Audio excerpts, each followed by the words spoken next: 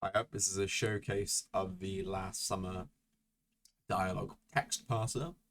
So, this is the way I'm handling dialogue within the game. Let's just pop my character down and interact with this object.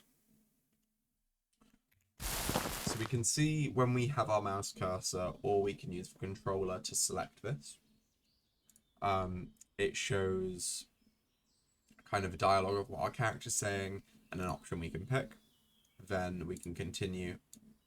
Now, that wasn't the correct dialogue, so let's change that. We can very easily select the object, look at the current path of the dialogue, so this one's grab hold rope, and then we can go to our main scripts folder. So what was this one? Should be able to this was the correct one I meant. This is the second take of this video, so I apologize. So, should be able to use what's in here to climb, don't want to waste this. Let's change this to beehive. So, we can see,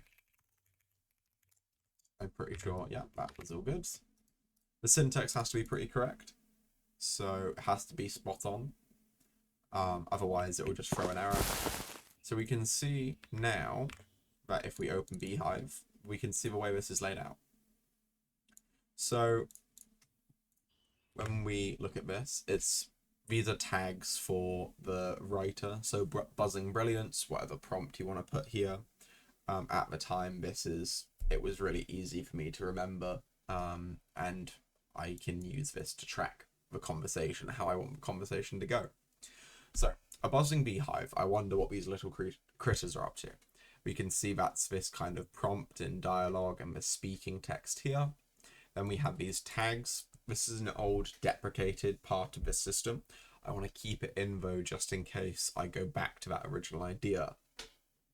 That was the idea of playing with the thoughts, and you'd be able to go through this big conversation tree and this dialogue tree as a menu. I've pivoted from that idea, but keeping these contexts and tags that's what these two are contexts and tags, which allow for what responses are available to the player. So say if this player, the context behind this was for some reason had a light bulb and the player didn't have that on their character, they wouldn't have a specific option if it required had a light bulb, for example. That was very much inspired by the Firewatch dialogue system.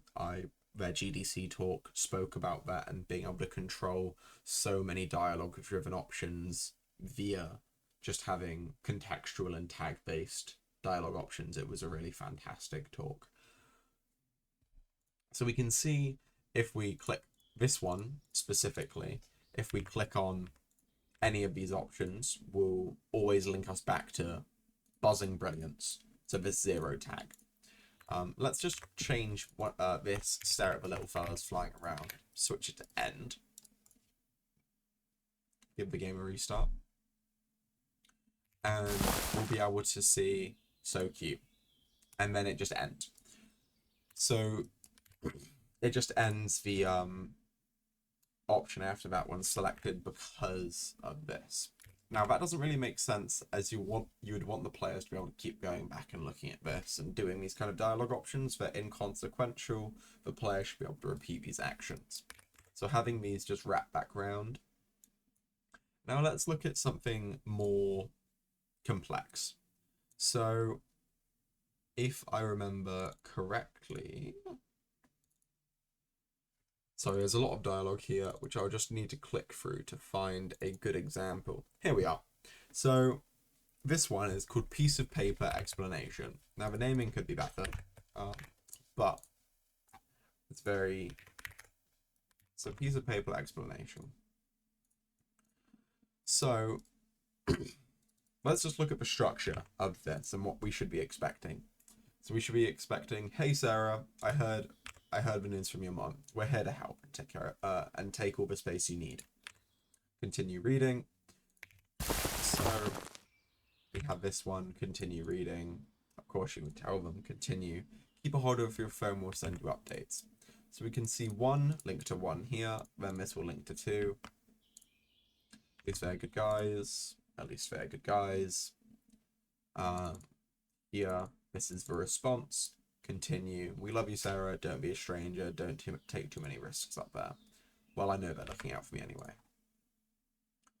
And then we can see for this final one, we can read it again, which links back to the top.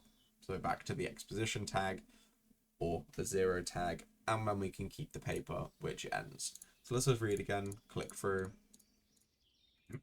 So it's exactly the same, keeping the paper, and then we can't interact with that object anymore because we've ended the dialogue. That's what I was on about before with the interacting with the beehive is quite inconsequential. You should be able to do that often, but if the dialogue tag is ended, you can't access that interactable anymore. So that's the dialogue system. Hope you enjoyed. Have a fantastic day.